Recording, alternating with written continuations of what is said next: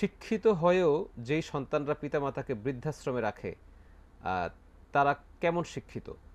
আসলে কি তারা মানে শিক্ষিত, তাহলে তাদেরকে কিভাবে বলবেন? কঠিন প্রশ্ন।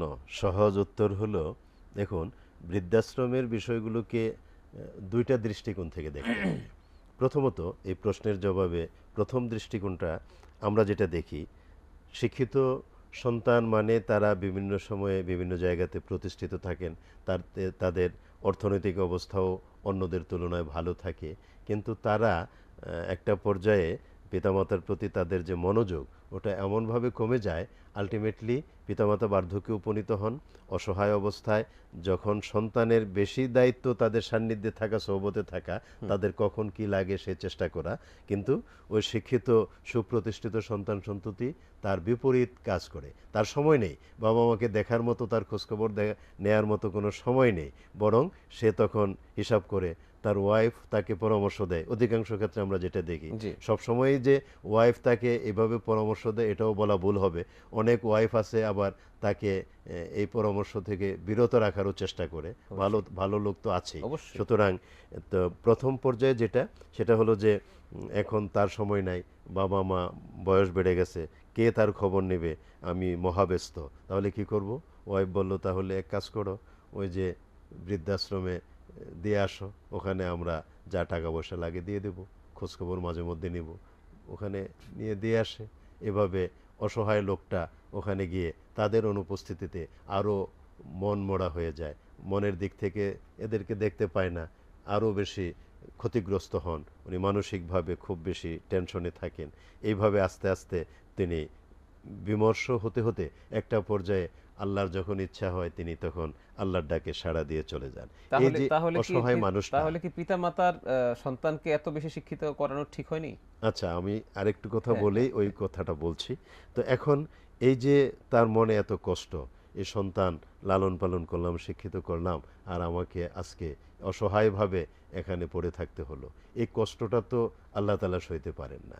এই কষ্টটাই হলো বদদোয়া। তখন আল্লাহ তাআলা তাকে এমন অবস্থায় উপনীত করতে পারেন, তার জীবনের সবকিছু উল্টা দিকে পাল্টে যেতে পারে। সুতরাং প্রত্যেকটা, আবার সে নিজেও ওই বৃদ্ধাশ্রমে তার ঠাঁই হতে হ্যাঁ, পারে। হতে পারে, সেটাই বলছি। তো এবং ম্যাক্সিমাম হয় এমনটা। এই জন্য এখন আপনার প্রশ্ন যেটা, সম্পূরক প্রশ্ন, তাহলে কি অতিরিক্ত পড়াশোনা শিক্ষা, করানোর শিক্ষার এটা প্রভাব। প্রভাব এরকম, তাহলে কি শিক্ষা দীক্ষার ক্ষেত্রে আমরা মনোযোগী কম হব? জি। বিষয়টা তাও না, আমরা মনোযোগী কম হব না, কিন্তু ওই সন্তানকে ওই যে মূলে ছোটবেলায় কর্দমাক্ত কোনো নরম মাটি যখন, কাদামাটি যখন আপনি ব্যবহার করেন, ওটাকে যেভাবে ইচ্ছা আপনি পুতুল বানাইলে, ওটারে শক্ত করলে ওটা ওইভাবেই থাকবে। আর যখন শক্ত মাটি দিয়ে আপনি কিছু করতে চান, ওটা বেশি নাড়াচাড়া করলে ভেঙে যাবে।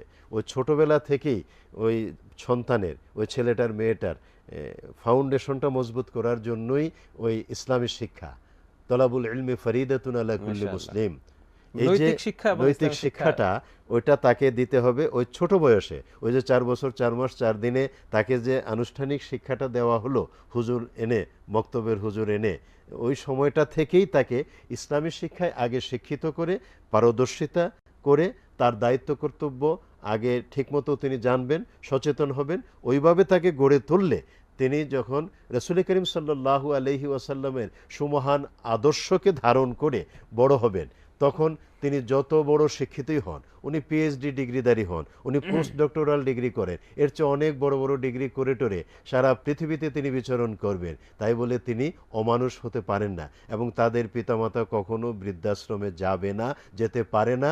This is my challenge. এবং আপনি যদি এটাই বলেন, আপনার ক্ষেত্রে বলেন, আমার ক্ষেত্রে বলেন, আমরা তো পড়াশোনা কম করি নাই, জি। কিন্তু আমাদের দ্বারা এমন একটা কাজ হবে, এটা তো কল্পনাই করা যায় না। আকাশ ভেঙে যেতে পারে, কিন্তু আতাউর রহমান মিয়াজির দ্বারা এরকম একটা কাজ হবে, এই কাজ হওয়ার মানেটা কি? হবে আমরাও না। তো আমরাও তো পিতামাতা এখন। হ্যাঁ, আমাদের এটা হবে জীবনে না, যেমন। কারণ আমরা ওইভাবে গড়ে উঠেছি জি, এবং আমরাও পিতামাতা হয়েছি, আমাদের সন্তানদেরকেও ওইভাবে গড়ে তোলার চেষ্টা করেছি, জি। আলহামদুলিল্লাহ। সুতরাং আশা করা যায় এই ধারাবাহিকতায় আমাদের সন্তানরাও আমাদের সাথে ওই রকম আচরণ করবে না। এজন্য প্রত্যেকের প্রতি আমার বিনীত আহ্বান থাকবে, সন্তান সন্ততিকে যদি আমরা ছোটবেলা থেকে ইসলামের শিক্ষায় শিক্ষিত করি, তাদের দায়িত্ব কর্তব্য সচেতন করে তুলি, তাহলে তারা যত বড় শিক্ষিতই হোক কখনো তারা বাবা মার প্রতি ওই রকম আচরণ করবে না। জি। ব্যতিক্রম তো আছেই, তো ব্যতিক্রম আশা করা যায় তাদেরকে ওই নৈতিক শিক্ষাটা দিলে, চারিত্রিক শিক্ষাটা দিলে তারা কখনো বড় হয়ে ওই রকম আচরণ বাবা মার সাথে করবে না। অনেক ধন্যবাদ মোহতারাম। আমরা দেখি শুধু ইসলামী মানে শিক্ষা, যারা ইসলাম ধর্মের অনুসারী না, এমন অনেক বিভিন্ন ধর্মের মানুষও আছে যারা পিতামাতাকে কষ্ট দেয় না, পিতামাতার প্রতি যথেষ্ট আদব তারা মানে দেখায়, কিন্তু মূল বিষয়টা হচ্ছে যে সেও তো ইসলামের বিষয়গুলো মেনে চলে বা পিতামাতার প্রতি হক উনি হয়তো দায়িত্বগুলো সে পালন করে। আনুষ্ঠানিকভাবে ইসলাম মুসলিম গ্রহণ না, করেন নাই, হ্যাঁ, কিন্তু নৈতিক। ইসলামের যে নৈতিক শিক্ষাটা, মানবিক শিক্ষাটা, মূল্যবোধটা, জি। ওইটা তিনি ধারণ করেন, এবং যা যা কিছু ন্যাচারালি মানুষ ধারণ করেন ওটাই ইসলাম। অবশ্যই, অবশ্যই, মাশাআল্লাহ। আমরা পরের প্রশ্নে যাব। আমাদের আরেক ভাই প্রশ্ন করেছেন যে পিতামাতা মারা গেলে সন্তানের দায়িত্ব কি থাকে, কিভাবে সওয়াব পৌঁছানো যায়, বা ওনাদের জন্য আমরা কি করতে পারি? এখানে দুইটা বিষয় স্পষ্ট। দোয়াটা কমন, রব্বির হামহুমা কামা রব্বায়ানি সগীরা, এটা পিতামাতা জীবিত থাকতেও প্রযোজ্য, তাদের ইন্তেকালের পরেও প্রযোজ্য। সুতরাং এটা আমরা সবসময়ের জন্যই করব।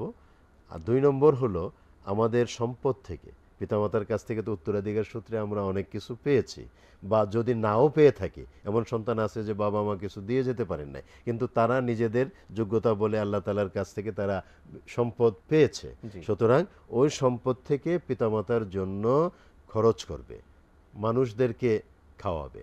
এখানে বলা আছে, মানে মানুষ যারা, তাদেরকে যখন মেহমানদারি করা হয়, মেহমানদারি করলে এবং পরকালে আস্থা থাকলে ওই বান্দাকে আল্লাহ তাআলা কবুল করেন, এবং ওইটাকে উসিলা করে যদি পিতামাতার জন্য দোয়া করা হয়, আল্লাহ রাব্বুল আলামিন ওই সদকায়ে জারিয়া হিসাবে পিতামাতার জন্য এই দোয়াটাকে, এই দান সদকাগুলোকে, এই খাবারের খরচগুলোকে আল্লাহ তাআলা কবুল করে নেন।